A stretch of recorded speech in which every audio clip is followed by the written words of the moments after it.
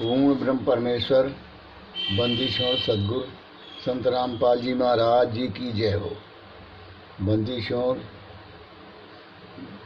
पूर्ण ब्रह्म परमात्मा बंदीशोर करवीर साहिब जी की जय हो। बंदीशोर संत गरीबदास जी महाराज जी की जय हो। स्वामी रामदेवानंद बाबा गुरु महाराज जी की जय हो। बंदीशोर सदगुरुदेव रामपाल जी महाराज जी की जय हो। सत साहिब भगत भाइयों, आपसे निवेदन है कि देखो भगत भाइयों, ये मेरा छोटा सा कमरा है। यहाँ पर मेरी पूजा स्थल की अलमारी है और ये परमात्मा की देखो पूजने लगी है। और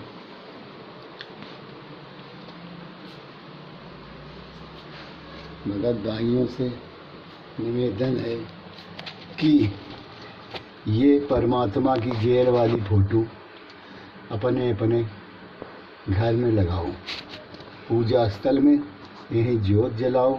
अगर अच्छा लगे तो यहीं ज्योत जलाओ और दंडवत प्रणाम करो, क्योंकि जब बरवाला में थे परमात्मा तब कैसा इनका स्वस्थ शरीर था। देखो अब 10 साल हो गए लगभग जेल में बंद, और यातनाएं पे यातनाएं वहाँ पर सह रहे हैं। और भगत भाइयों, आप लोग भगत भी वहाँ गुरु जी का आदेश है, पेशी पे जा करके अवमानना का अधिकार भी लगा दिया। और ये नहीं सोचा कि जेल में गुरु जी हैं तो वहाँ से आदेश कैसा आएगा। आप लोग ये भी नहीं सोचा। और 2016 से ये सच्चाई बताई जा रही है, तब भी आप लोग अंधे गूंगे बहरे बने हुए हो। आगे कुछ नहीं सोचते कि हम परमात्मा को हमारे इस हाल में हैं। अब हम सोचें कि अगर मेरा पिता इस जेल में बंद हो तो हम क्या करेंगे। तो हम भी जाएंगे, वकील करेंगे, कानूनी लड़ाई लड़ेंगे और अपने पिताजी को जैसे होगा तैसे छुड़ा के लाएंगे। और बाकी आप लोग तो ये कहते हो, कोई भगत कहते हैं बहुत जेल धाम है। अरे आप लोगों के अगर पिता जेल में बंद हों और फिर वहाँ जाओ कहो कि जेल धाम जा रहा हूँ अपने पिताजी से मिलने, तब तो समझ में आवे कि हाँ जेल धाम है। चलो और भक्तों, अब आप लोगों से निवेदन है कि ये फ़ोटो लगाओ, और जब ये फ़ोटो लगाओगे तो परमात्मा की हालत को, शरीर को देख करके आपको खुद दर्द महसूस होगा, तो आप खुद अपना निर्णय लोगे। और ये सच्चाई के लिए ज्ञान अमृत एवं षड्यंत्र का विश्व पुस्तक है ये सब, और PDF भी मोबाइलों में भेज दी गई है इसकी। और जिन भाइयों को पास न हो तो वो भाई भगत अब ये 30 रुपया पुस्तक के और डाक खर्च अलग से भेज दें तो उन भगतों को भेज दी जाएगी। और इसमें करौथा छुड़ानी धाम से करौथा कांड और बरवाला कांड के आखिरी और गुरु जी के 429 में कैसे मरते दम तक आजीवन कारावास हुआ, ये सब कुछ एक एक चीज़ इसमें है। कि जो कहते हैं वकील AP सिंह कहता है कि गुरु जी मैंने 5 केसों में बरी करा दिया, तब इसमें सब पढ़ लो, एक एक सब कुछ लिखा है कि कैसे बरी हुई, क्या क्या नहीं हुआ। सत साहिब। अब आगे भगत भाइयों, पार्ट बरवाला कांड के पार्ट 2 का वीडियो बनाने जा रहा हूँ। सत साहिब।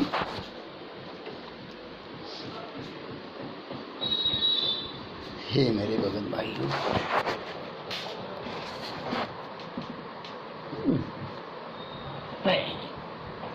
चश्मा तो लाए नहीं है। कहाँ गया चश्मा?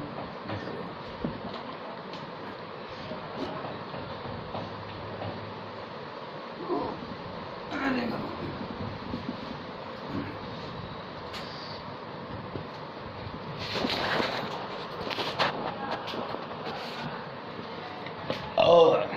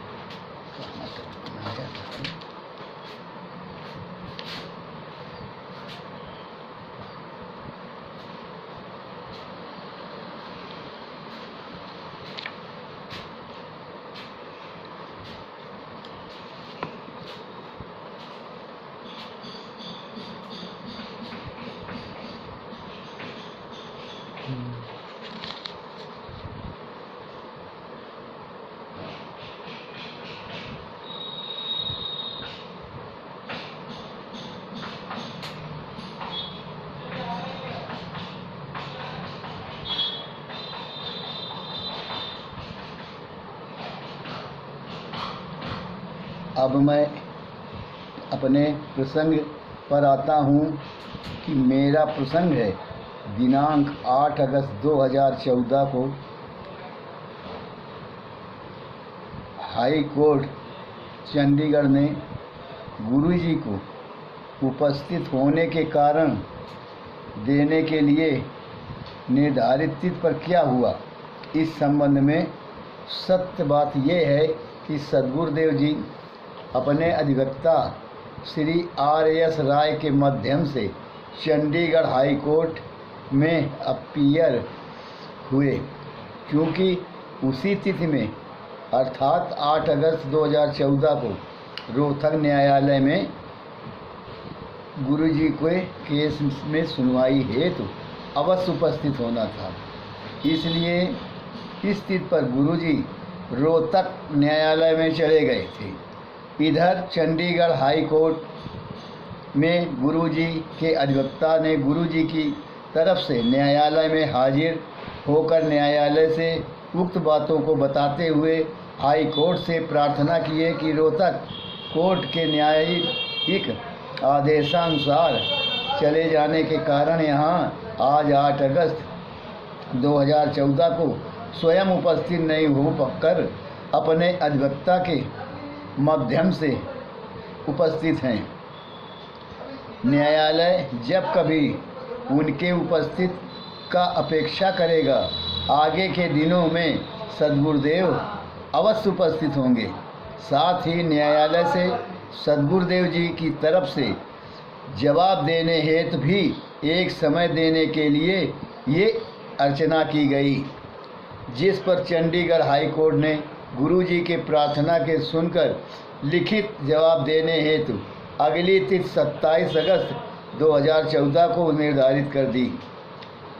दिनांक 27 अगस्त 2014 को संत रामपाल जी महाराज ने अपना जवाब उक्त अवमानना वाले मामले में, जिसका नंबर अवमानना बाद संख्या 12 सन 2014 जो चंडीगढ़ उच्च न्यायालय में लंबित था, दाखिल किया। जिस जवाब में सद्गुरुदेव जी ने स्पष्ट लिखित रूप में कहा कि दिनांक 14 जुलाई 2014 को हिसार कोर्ट में चेन बनाकर मेरे सुरक्षा में ब्लैक कैट कमांडो घेरे चल रहे थे। वे मेरे कमांडो नहीं थे, बल्कि राष्ट्रीय समाज सेवा समिति के कमांडो थे और इस समिति के संचालक राम कंवर ढाका हैं। इस समिति के जितने भी कमांडो थे वो जो हिसार कोर्ट कैंप्स को अपने कब्जे में ले रखा था और अधिवक्ताओं से कैंप्स में प्रवेश करने के लिए पहचान पत्र दिखाने के बोल कर रहे थे। ये सभी समाज सेवा समिति के पदाधिकारियों के आदेश निर्देश पर चलते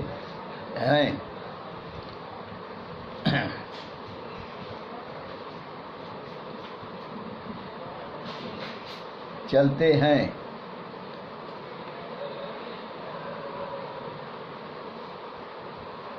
जो कोई वास्तव में सरोकार नहीं है, इस समझ में पदाधिकारियों एवं सदस्यों में से बहुत कुछ मेरे शिष्य हैं, मगर वे मेरे कंट्रोल में नहीं हैं, अपने स्तर से कार्य करते हैं। हमारा कभी इस समिति से कोई सरोकार नहीं है और ना कभी रहा। इस समिति के संचालक राम कुमार ढाका को न्यायालय में बुलाकर पूछताछ किया जा सकता है। ध्यान देने योग्य बातें क्या हैं? इस अवमानना वाले केस में गुरुजी को जवाब दाखिल करने के पूर्व तक राम कुमार ढाका पक्षकार नहीं था, केवल संत रामपाल जी महाराज ही थे। जब गुरुजी ने न्यायालय में जवाब दाखिल किया और राम कुमार ढाका का संबंध में न्यायालय के समक्ष पूछताछ हेतु बुलाने की बात रखी, तो उच्च न्यायालय चंडीगढ़ ने अवमानना वाले केस में राम कुमार ढाका को पक्षकार बनाया तब तथा उसके विरुद्ध नोटिस जारी कर उच्च न्यायालय के समक्ष दिनांक 24/9/2014 को उपस्थित होने का निर्देश दिया। साथ ही संत रामपाल जी महाराज जी को भी संदेह उपस्थित रहने का निर्देश दिया। संत रामपाल जी महाराज के लिखित बयान पर नोटिस राष्ट्रीय समाज सेवा समिति के संचालक राम कुमार ढाका पर जारी हुआ तो RTPS वाले जल भुन गए और षड्यंत्र का विष उगलने लगे। फिर क्या था? पूरे देश विदेश के भक्तों के बीच RTPS समिति झूठा संदेश भिजवा करके संत रामपाल जी महाराज का आदेश कह करके सभी भक्तों को चंडीगढ़ उच्च न्यायालय में 24 जुलाई 2014 को पेशी पर अवश्य आना है। बस क्या था? वो गुरुजी का भगत लोग गुरुजी का आदेश मान करके RTPS समिति द्वारा उगले हुए षड्यंत्र के विष को लड्डू समझ सारे भगत गण निकलने के लिए दिनांक 24/9/2014 को चंडीगढ़ सेक्टर 17 में स्थित रैली मैदान में एकत्र हो गए। अपार भीड़ देख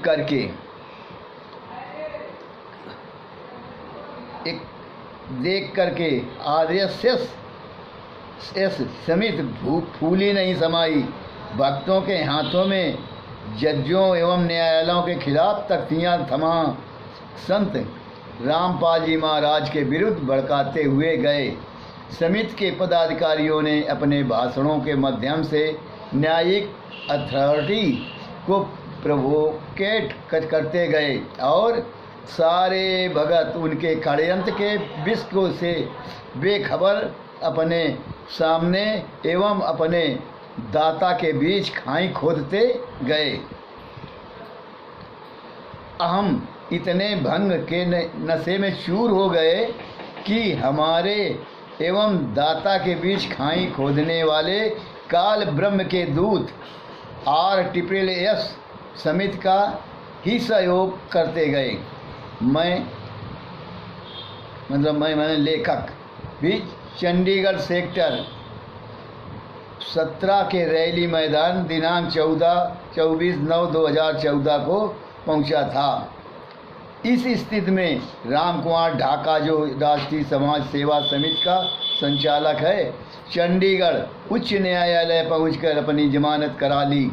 चूँकि अवमानना का केस कोई हीनियत अपराध के अंतर्गत नहीं आता और जमानत अक्सर मिल ही जाती है।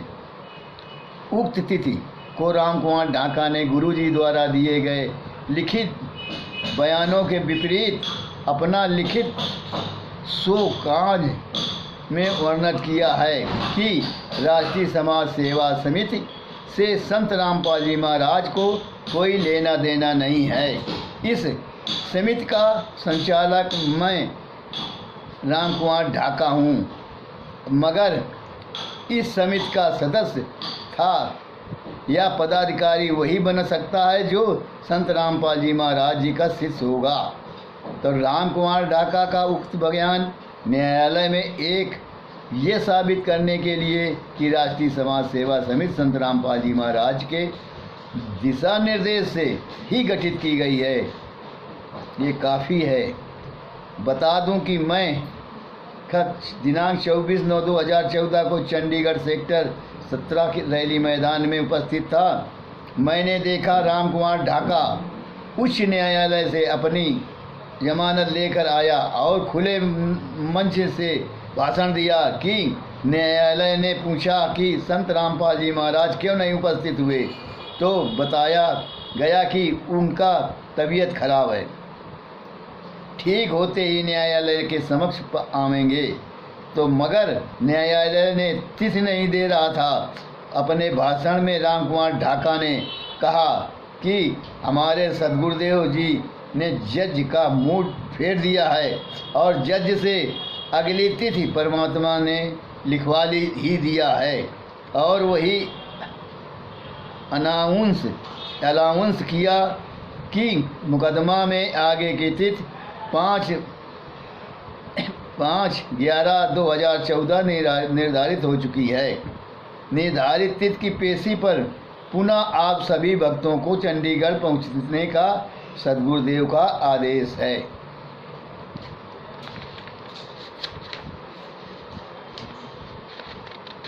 आदेश जी का निर्देश आ चुका है, जी का आदेश आ चुका है। अब जो कोई भी भगत बरवाला आश्रम में जाना चाहे या जिन्हें घर वापस जाने की इच्छा हो तो वे अपने इच्छा अनुसार जा सकते हैं। उच्च न्यायालय ने 24 सितंबर 2014 को आदेश व निर्देश दिया कि दिनांक 5/11/2014 को राम कुमार ढाका संत रामपाल जी महाराज एवं डॉक्टर ओम प्रकाश हुड्डा न्यायालय में अवश्य संदेह उपस्थित रहे। हम सभी में से कुछ लोग अपनी इच्छा अनुसार बरवाला आश्रम चले गए तो कुछ अपने घर लौट गए। मैं भी घर लौट गया और 5/11/2014 को चंडीगढ़ पेशी पर जाने के लिए मैं लेखक उमाशंकर राय जो इलेक्ट्रो होम्योपैथिक का डॉक्टर प्रैक्टिशनर है तथा बक्सर का एक भगत राजकुमार आदि ने ट्रेन के टिकट बनवा लिया और निर्धारित तिथि पर चंडीगढ़ जाने हेतु समय का इंतजार करने लगा।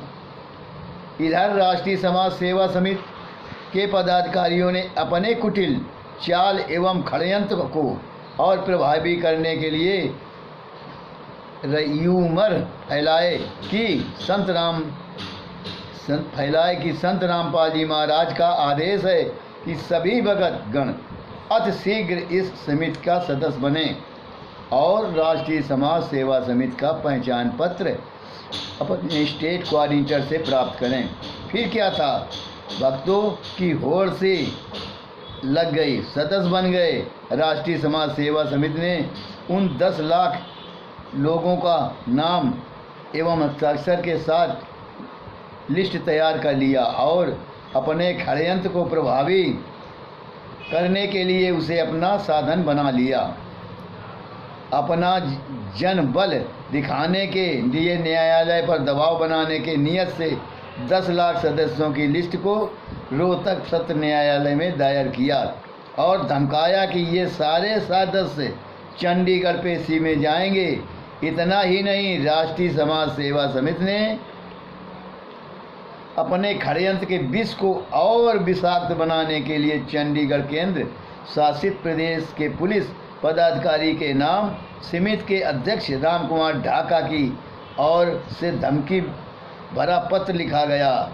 पत्र में यह लिखकर धमकाया गया था कि दिनांक 5/11/2014 को हम 1 लाख सदस्य चंडीगढ़ में पेशी पर आते हैं। रोकने की ताकत हो तो हमें रोक लो। तो केंद्र सरकार शासित केंद्र प्रदेश चंडीगढ़ की पुलिस बेचारी मुट्ठी भर कैसे इतने बड़े हुजूम को कंट्रोल कर पाएगी? ये सोचकर पुलिस पदाधिकारी चंडीगढ़ में धमकी भरा पत्र के साथ प्रार्थना पत्र लिखकर चंडीगढ़ हाई कोर्ट को अपनी व्यवस्था सुनाते हुए कि चंडीगढ़ पुलिस बल की संख्या इतनी कम है कि इस माम को भीड़ को नियंत्रित करना मुमकिन है नहीं। लॉ एंड ऑर्डर अव्यवस्थित हो जाएगी, अस्थिरता उत्पन्न हो जाएगी। बस क्या था, चंडीगढ़ हाई कोर्ट ने ऐसी धमकी भरा पत्र देखकर संत रामपाल जी महाराज के प्रति कोर्ट का रुख और कड़ा कर दिया, क्योंकि उसकी नज़र में तो यह है कि राष्ट्रीय समाज सेवा समिति संत रामपाल जी महाराज के देख रेख में ही एवं दिशा निर्देश से ही स्थापित की गई है। और दूसरी बात है कि यदि अपने अनुयायियों को मना करते हैं तो वे अनुयायी उनकी मानकर कोई अपराध युक्त कृत्य नहीं करते। अतः उनकी पूर्णता जानकारी में हर कृत्य की गई। विचार करें, यह विचार करने की बात है कि वे जज परमात्मा के विधान से वाकिफ नहीं होता, संत को संत मानकर नहीं चलता, बल्कि एक साधारण जीव मानकर ही चलता है, जिसके कारण जगत में प्रचलित वाद प्रतिवाद को ही लेकर चलता है। इस विधान से वो जज वाकिफ नहीं होता कि बिच्छू संत के करों में बार बार डंक मारते रहे, मगर संत अपने स्वभाव को नहीं छोड़ते। उस बिच्छू के जीवन का रक्षा के लिए उसके अनेकों डंक तो सहते रहते हैं, मगर उसके डंक मारने का परवाह न कर उससे डूबते बिच्छू का जीवन की रक्षा को लिए प्रयत्नशील रहते हैं। उसी तरह अर्थात बिच्छू की तरह राष्ट्रीय समाज सेवा समिति डंक मारती रही और संत रामपाल जी महाराज चुपचाप सहन करते रहे।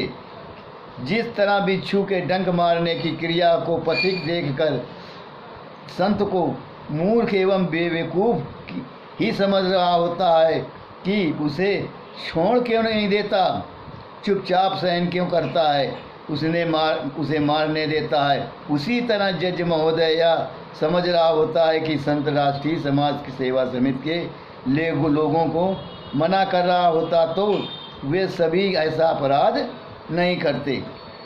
आप भगत समाज भी इस संबंध में अपना विचार अवश्य हमें देंगे।